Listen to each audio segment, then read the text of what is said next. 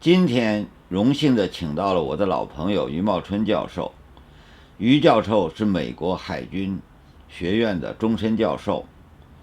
他是川普内阁中国问题的首席战略策划顾问，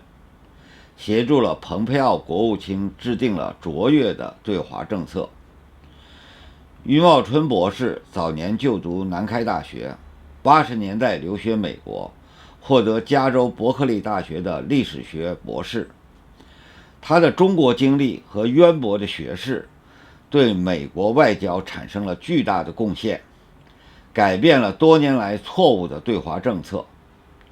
中共是产生在中国机体上的毒瘤，只有认清了中共的本质，清楚地区别了共产主义和中国传统文化的界限，才能有效地制定对华政策，才能有效地制止其邪恶的扩张。他的成就不只是对美国，也是对世界、对中国的巨大贡献。今天有幸请到于茂春先生。于茂春是我的老校友啊，我们78、79都在南开度过的。今天呢，很荣幸他蓬荜生辉啊，我就对提几个问题。第一个问题就是这个川普的政策这个演变过程。我觉得川普呢一开始好像对中国的认识也不清啊，还有那个在那个庄园里头谈一些，他怎么有这么一个过程，他能认清了中共的这个本质呢？川普先生呢是一位非常就是非常不一般的美国的总统。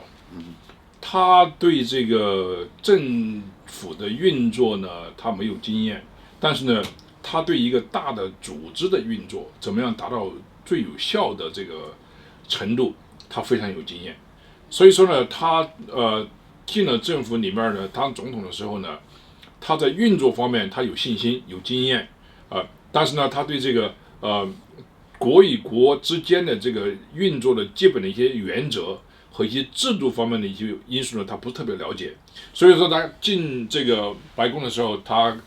在中美关系上来讲，他基本上主要是从贸易角度来讲的。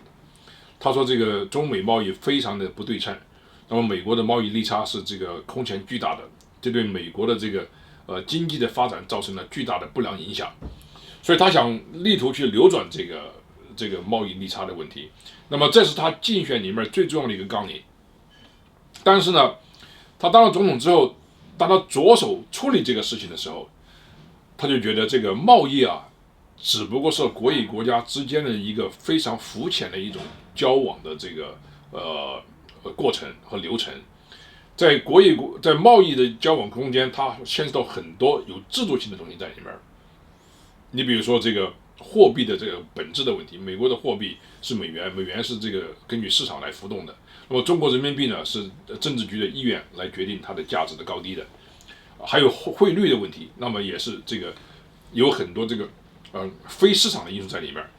他觉得这个呢，就是比他单纯想象的这个要复杂得多。另外一点呢，在两个国家之间的这个治国理念上面也是不一样的。那么他觉得呢，这个他进了美国政府之后，他以前觉得他可以就是发号施令，一声令下，事情就可以发生，好的政策就会马上出来，不是这样子。因为美国的政府它是一个多元的政府，有各个方面的掣肘，在很大程度上，国会的权力比他还要大。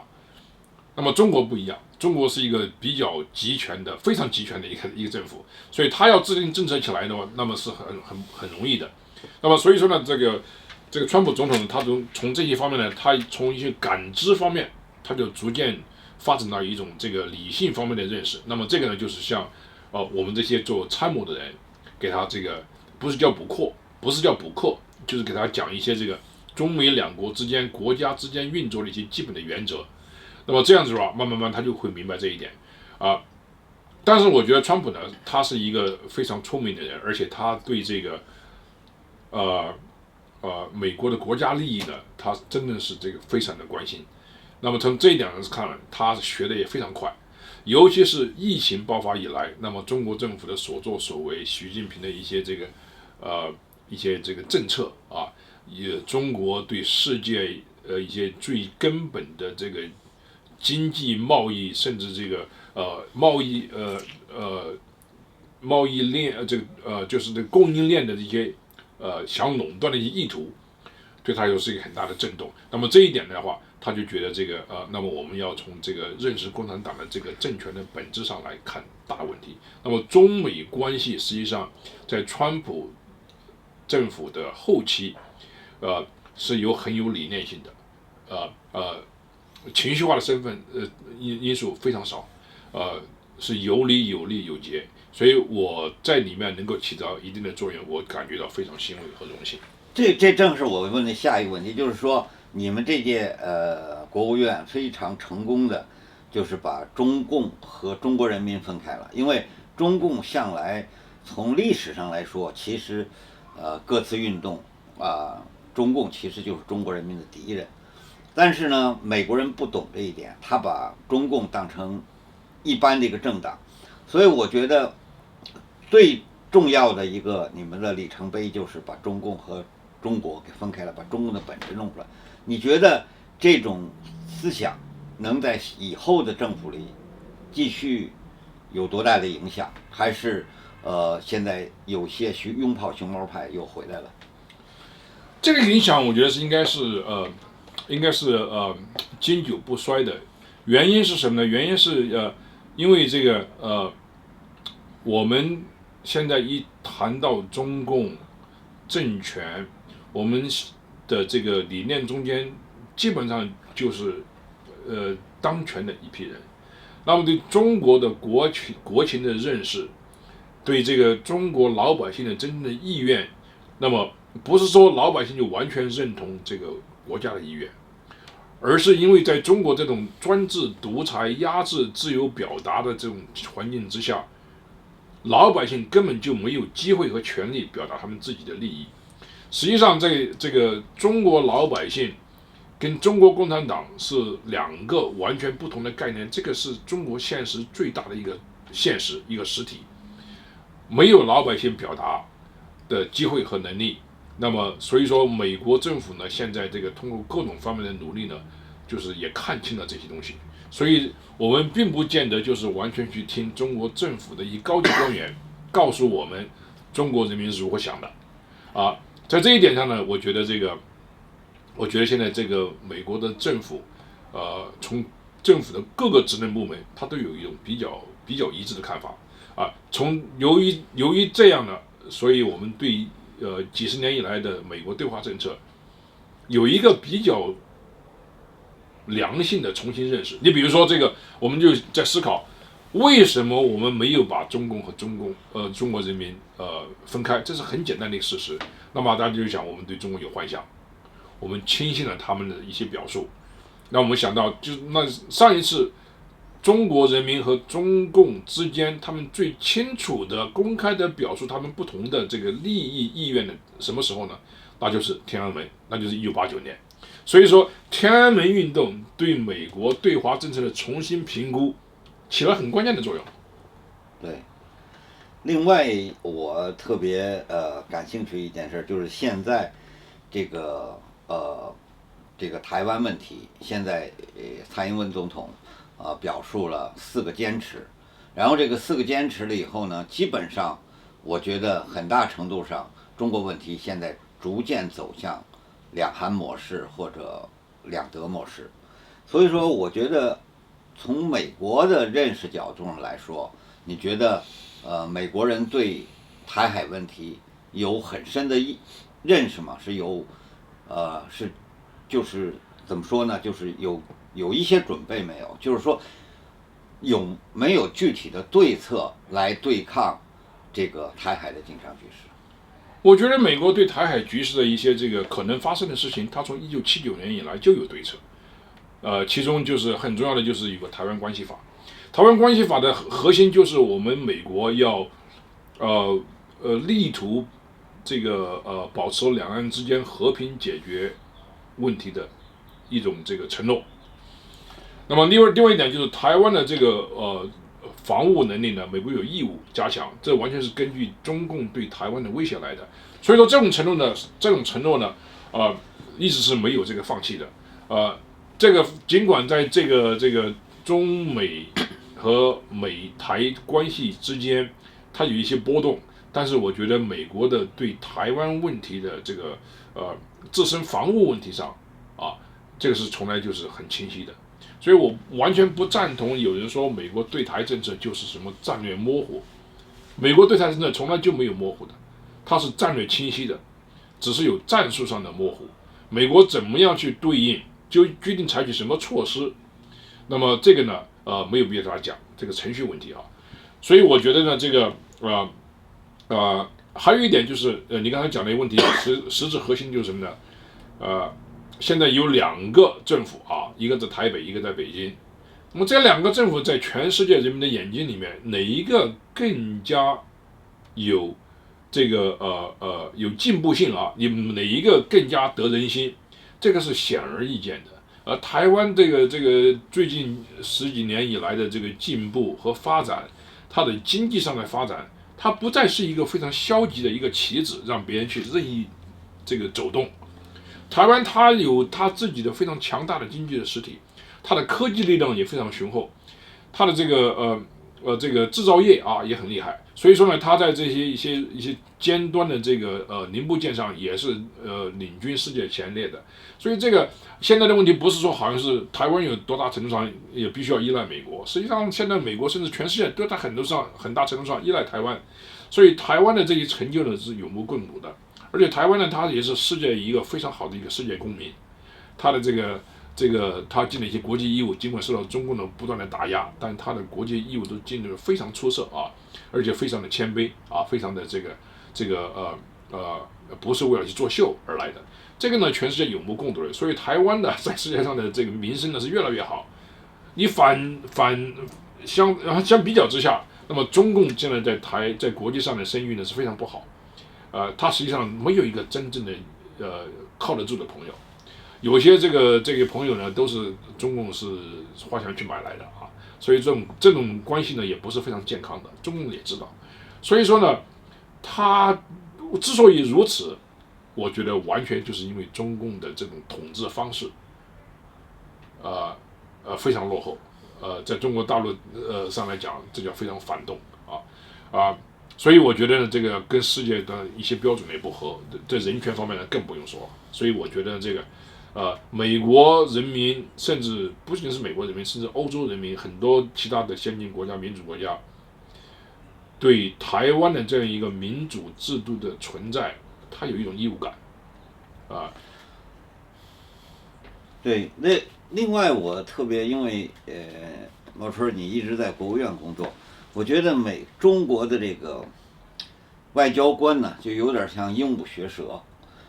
基本上不管战狼外交也好，不管是比较高层像杨洁篪像王毅这些人，他们出不来什么新的花，很大程度上反映了最高领导层的这种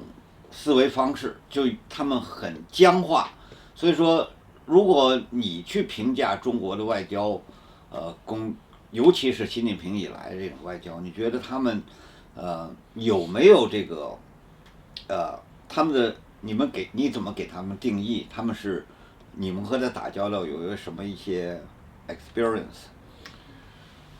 僵化是一个很好的词这个一个国家要现代化，它的外交呢必须要与时俱进。这个你看日本明治维新的时候就这样，日本明治维新它也有很多咄咄逼人的地方在里面它的民族意识也很强烈，最后发展到一个就是扩张主义的程度。但是在日本明治时代，甚至在明治时代之后，日本的外交是非常成功的。因为什么呢？它给世界投向的一个形象是非常正面的，是符合国际标准的。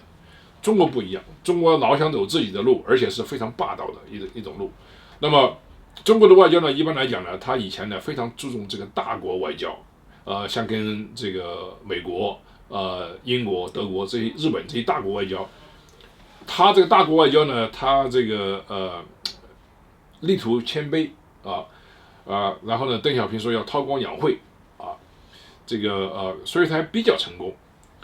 周边国家外交这是他的另外一个大块。周边国家外交呢，因为中国的大国心态在作祟，所以说呢，他周边国家外交呢是非常失败的，是一个大败笔。中国的周边国家基本上没有什么好的朋友，他的邻居都是不喜欢中国的啊。你看一看这个我说基本上不是说没有，巴基斯坦说很喜欢中国，实际上他心里面他也是很发怵的啊，因为这个巴基斯坦跟中国的关系在很大程度上也是不平等的。巴基斯坦非常依赖中国的，所以说呢，中国的周边国家外交是一塌糊涂。一塌糊涂呢，除了这种大国自我自大的这种心态在里面呢，我觉得中国呢还有一个就是他的这个不能以平等的心态去和周边国家来讲一些这个比较现实的东西啊，他的这些观念呢，都停留在50年代、60年代的时候啊，边界问题，他首先这个需要对方呢是一种诚意啊，一种向中国屈服的那么一种态度，没有的话，那你就有问题了。所以说，中国跟周边国家打仗，像打印度啊、打越南啊，他都去教训他们，要给他们一点颜色看一看。因为中国最重要的，经常说一句话就是你要承认错误。你要承认错误，坦白从宽，抗拒从严啊！你要承认我的老大地位。对。所以这个呢，本来就是这个外交失败的一个最根本的一个思想根源啊。所以他没有。再有一个呢，中国呢对这个所谓的第三世界国家的这个外交呢，他现在基本上走的就是什么“一带一路”啊，“一带一路”主要就是把中国过剩的这种这个基建能力啊向全世界扩张。那么这个呢也有问题，因为中国这种国内的这些大搞基本建设啊，大搞这个 GDP 啊，它是建立一种非常不健康的一种大量举债的这么一个形势下的。所以说现在这个“一带一路”呢，也是没有什么光明的前途啊。它有些东西做得不错，但是呢，我觉得呢，它是过分的铺得太宽、太长，而且太急功近利，到最后呢，我觉得还是不会成功的。对，另外一个问题就是，所以总的来讲啊，任先生啊，这个总的来讲，这个中国的外交呢，我的看法啊，就是基本上是一个大的败笔，因为他没有一种这种与时俱进的先进思想，他不可能以一种比较平静的心态，他总觉得别人跟他过不去，这个两国之间的交往，这个礼尚往来，有的时候很紧张，有的时候这不紧张。美国跟加拿大那么友好的国家，它也有争论的啊，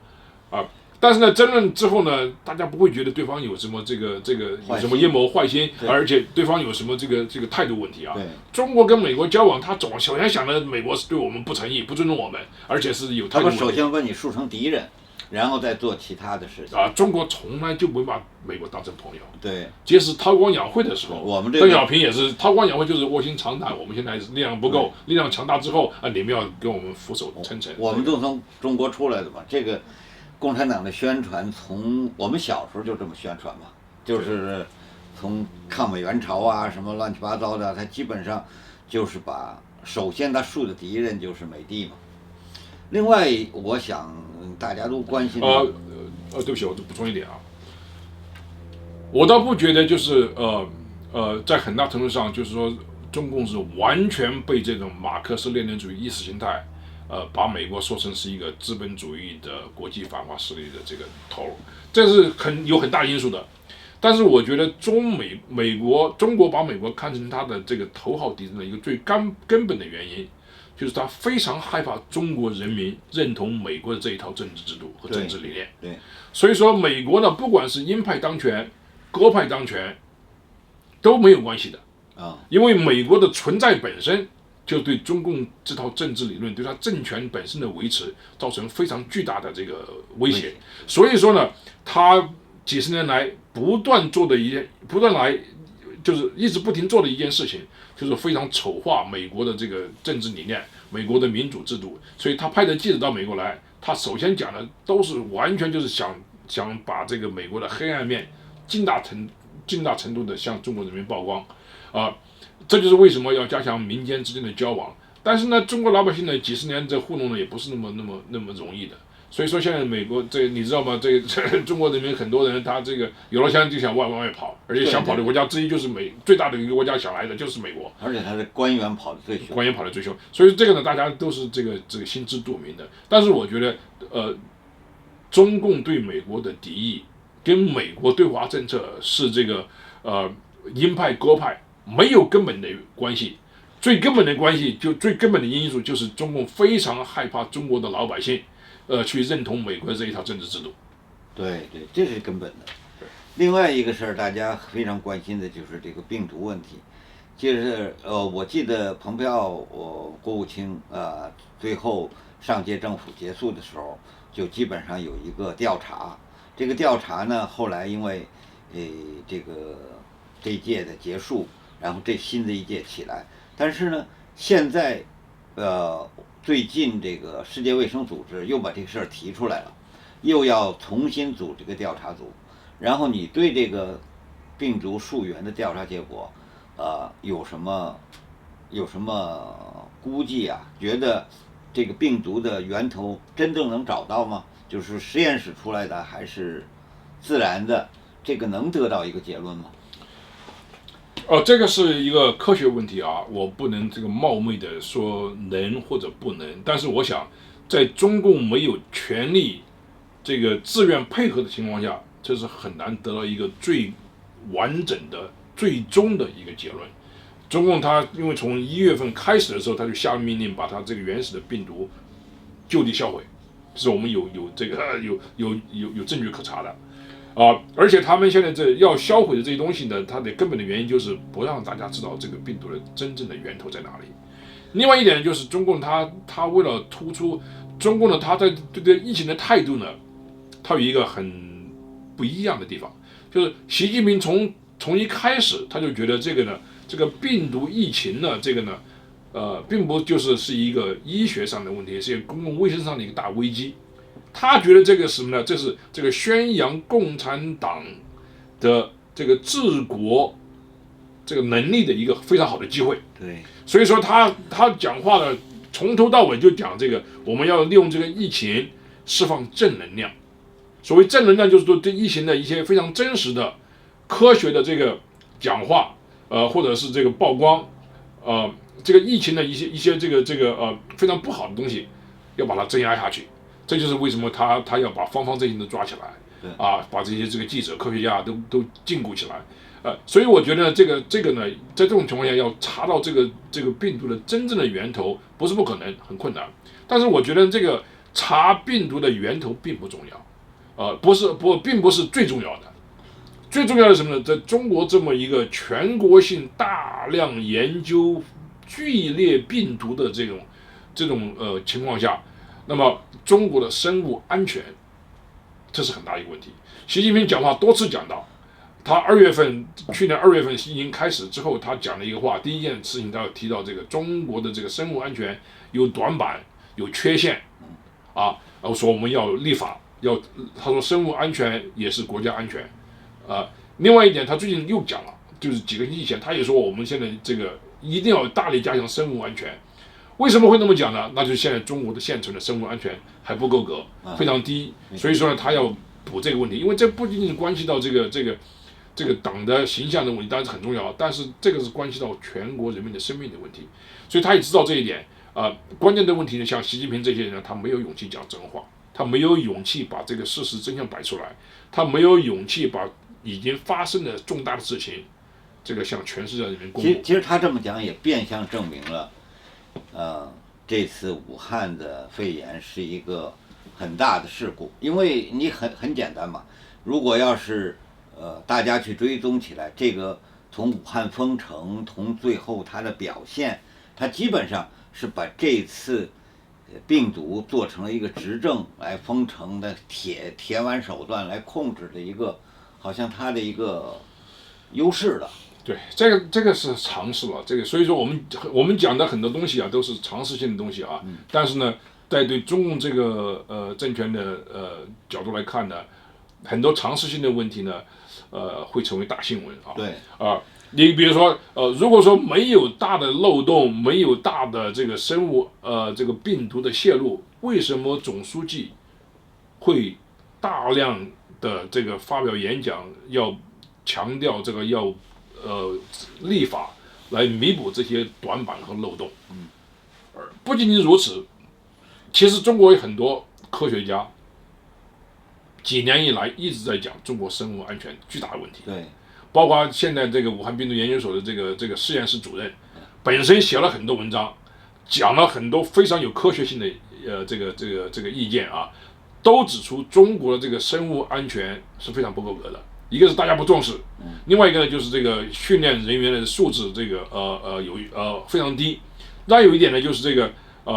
管理程序对这个病毒标本的管理啊，它的运输过程的这个转手啊。这些都是非常这个原始的，不够格的。这是中国的一些顶级科学家自己说出来的，我们有大量的证据可以证明这些东西。对，这有两个人其实也说明这个。第一点就是高福一直说出了这个事儿他冒冷汗，他都很害怕。其实我和变相的有些就朋友拐弯也认识高福这个人，他那时候非常害怕，因为他是做科学的。另外一个就是这孙立军跑到代表习近平跑到武汉代表那儿，现在孙立军的事情已经提到很高的高度，所以说这里头有什么猫腻，只有中共内部才知道了。中国外部有些人也知道啊，对啊，但是我想啊，这样另外你刚才还提了一个很大的问题哈，就中国呢这个近几十年的经济的发展呢，它有一个很大的问题，就是什么呢？中国这个国家呢，之所以它成为世界工厂，之所以有那么多的外国的国际上一些科学家到他们去做实验，与他合作，是因为中国的规则呢不够格。对一些高精端的、非常危险的科学研发的这个项目，中国没有像国际社会一样，对它的这个伦理方面的这个后果，对它的道德上的后果，对它的这个安全程度有非常严格的审查，所以这是一个漏洞啊！这就是为什么这个很多国际上顶级的科学家，在他们本国很难申请到这个研究的这些项目，他可以轻而易举的和中国的同事进行合作，在中国搞一些非常危险的、非常不道德的、非常不符合伦理道德的一些实验。这个呢，实际上对中国人民有害，对世界人民有害。这个呢，我倒是觉得呢，这些事情呢，可以通过一些国际组织啊，尤其是像联合国的一些组织，世界卫生组织也可以了，但是一定要成立一个国际上的一个组织，来对这些国际上非常有重要、对公共卫生有重大影响的一些研究项目，要有一个统一的标准。中国再不可能成为冒险家的这个冒险行为的一个天堂。对啊，这个呢，我觉得这是很大一个教训啊。这个呢，我觉得中国政府呢，希望自己拿出一些勇气来，开诚布公。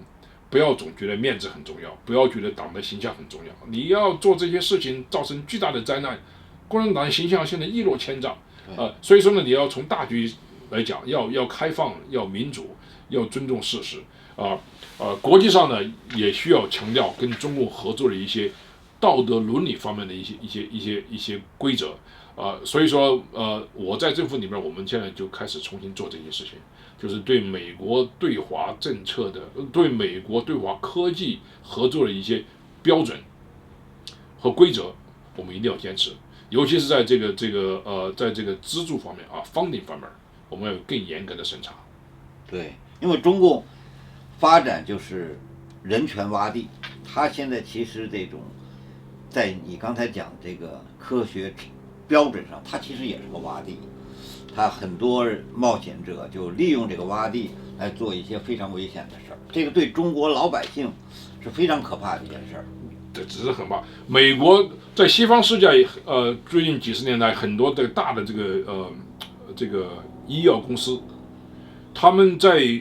西方世界，他们做这个临床实验很困难有很多规规矩矩啊，出于公共安全考虑，这都是很必要的。所以说呢，他们就跑到中国去，和中国的同行轻而易举地贿赂中国的官员，在中国的医疗环境里面，对中国的病人做了大量的临床实验，收集了大量的证据，当小白鼠。对，这个实际上是非常不道德的一个行为。对，一个负责任的政府绝对不能让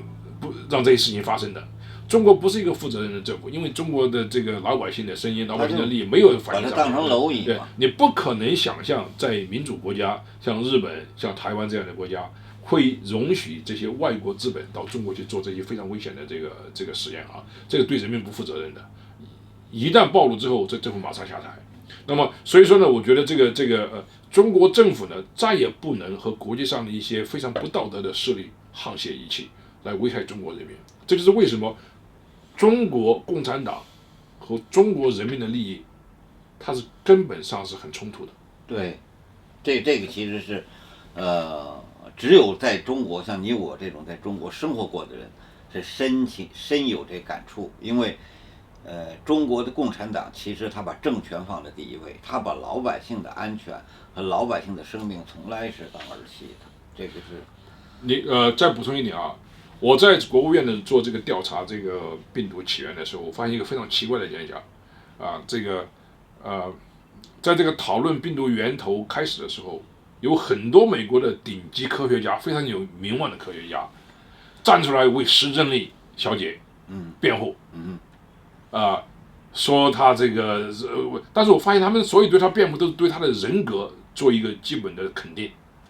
没有一个人从科学角度来证明我们想调查的东西，所以这个完全是一种情绪上的东西。后来我们发现很多这些人呢，他们和这个武汉病毒研究所，尤其是和石正丽小姐有非常多的这个科研的合作项目。对，但是这个事情闹大之后呢，几乎所有的当初替他说话的人。都转变了态度，都支持我们要这个有一个公正独立的调查，来证明是不是从有实验室这个泄露的那么一种可能性，而且这个实验室泄露的可能性现在这个越来越大，是吧？因为什么呢？中共一直想找到一个这个动物的宿主，通过这个宿主传到人，一直没找到的，他花了大量的精力去找，也没找到，所以说这个呢，就最简单的问题呢，就是在你查一查自己的这个实验室的这个操作记录啊，你的这个具体的操作人员进进出出的这都很有这个意识的。但是我觉得中共知道发生了什么事情，他们就是缺少勇气，缺少讲真话的勇气，这个呢是最关键的问题。另外一个，我想咱们也聊的时间差不多了，我想最后问你一个问题，就是说，在这个二次世界大战以后。美苏之间的冷战，就是包括古巴问题，包括后来几乎要发生世界大战，所以冷战持续了很长时间。大家都知道柏林墙竖起来，一直到90年代柏林墙才垮了。如果你要是作为美国中对华政策的顾问，你来相比一下今天美国和中国之间的关系。美国和当年和苏联之间的关系，你觉得有些什么不同，又有什么类同的地方？美国跟苏联的关系在冷战时间跟美国和中国的关系是非常不同的。最大的不同就是美国和苏联当时他们是两个完全独立的这个系统，苏联有它自己的一个无形国系统，美国有它自由的世界的一个系统。这两个之间在贸易上、在军事上、在文化上基本上是隔绝的，所以它这个对抗起来是泾渭分明，非常明白，制定政策起来也很这个容易。你比如说这个，当时在有一个这个对苏联和东欧国家，它有的是高尖技术和国防，尤其是国防技术的一种禁运啊，它成立一个巴黎统筹委员会，那么大家做起来很简单。任何输往这个东欧国家，它都要技术和这个信息啊，有是技术和这个产品，军工产品都要通过那个委员会来审查这个很简单的啊。苏联根本就不是一个自由国际贸易系统的一个成员。那么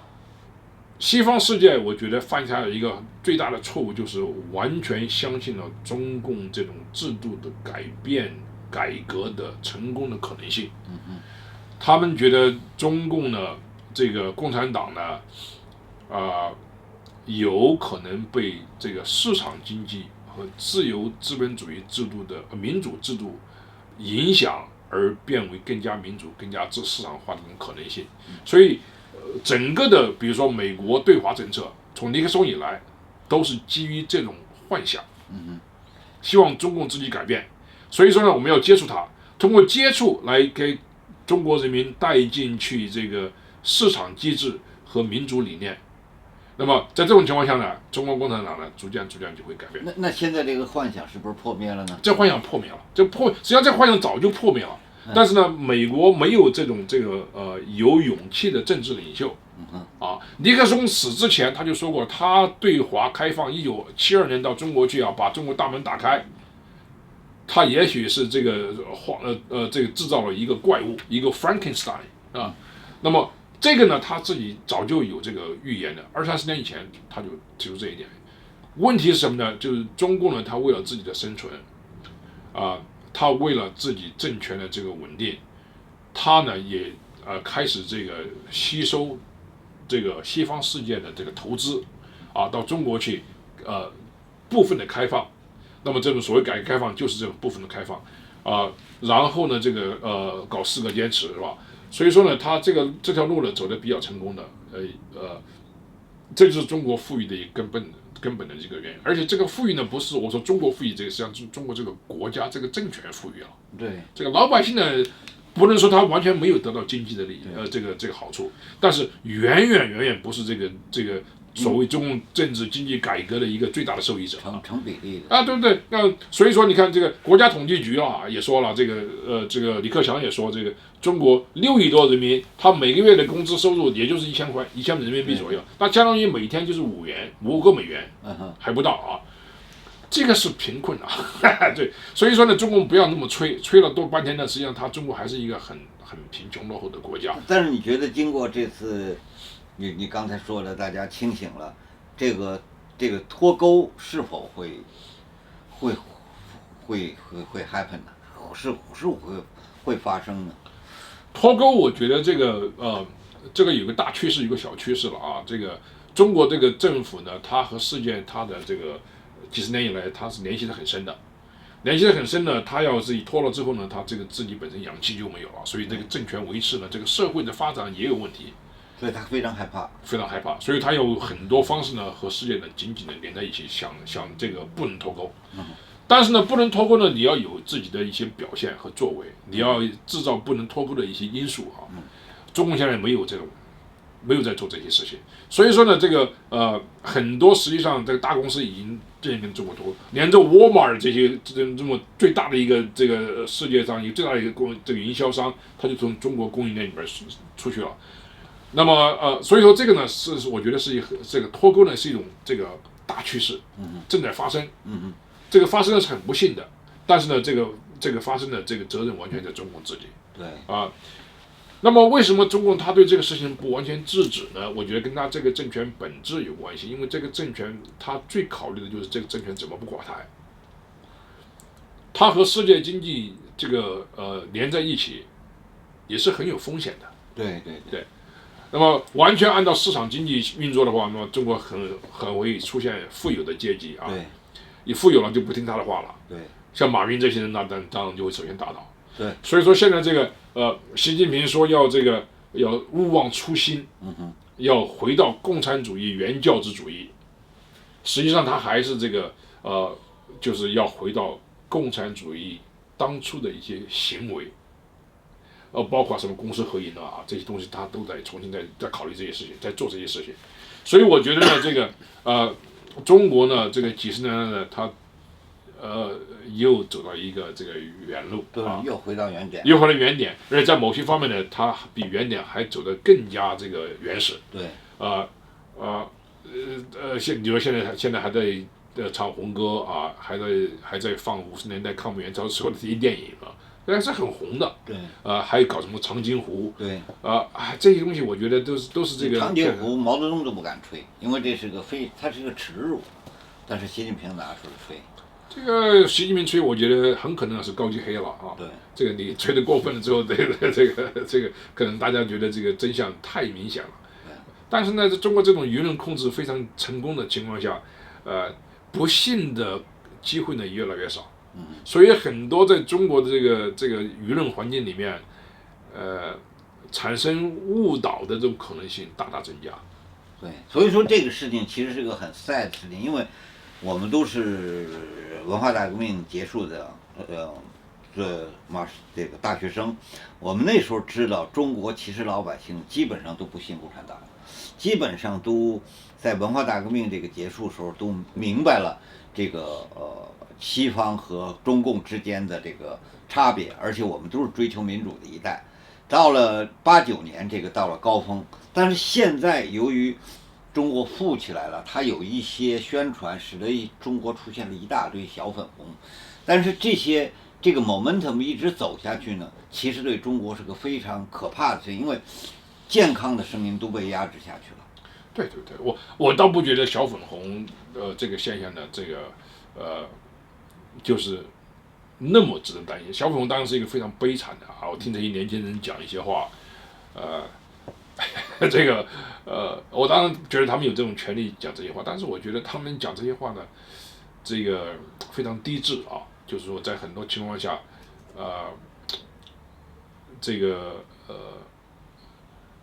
不是一种人性的一种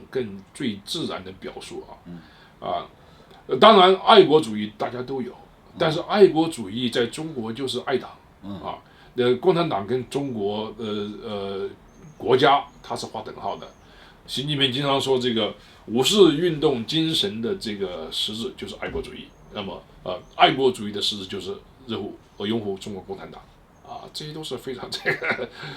非常肤浅的、非常这个幼稚的一些说法。但是呢，在这个舆论完全被控制的情况下，这是很有说服力的。大家不知道这种，所以说信息开放、信息多元化，这是很关键的一个问题。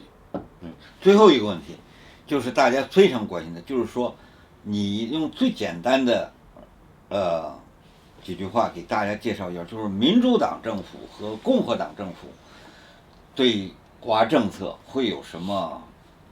就是你心里头有些觉得会有什么改变呢？还是会有 fundamental 的改变呢？还是一些战略上会不变，只是一些战术上有些不同的？共和党政府之所以能够在对华政策上有大刀阔斧和这个拨乱反正的勇气和行为，因为我们这一群人对美国治国的最根本的理念，美国的这个政治制度的根源，也就是自由、民主、人权、法治这些东西呢，有这个不可破的一些坚定的信念。所以我们觉得美国这个政府呢，它是一个民主制度里面一个典范。所以我们在制定对华政策里面呢，这个非常的有底气啊，没有这个自我哀悼啊，自暴自弃。所以我们对中共这个打起交往以来呢，就是比较这个理直气壮啊。民主党呢，基本上呢，就是说他不像我们这样，他不认为美国的民主的一些最根本的东西呢是完美无瑕的啊。他觉得美国有很多制度性的东西，种族主义啊，美国这个霸权主义啊，这些是左倾的思想在作怪了。所以说呢，他在国际外交政策上面呢，他不是这个强调一些理念上的东西，他更多的强调的是一些程序上的问题，一些交往上的一些问题。这个呢，最终呢，不可能这个实现。但是呢，在对华政策上呢，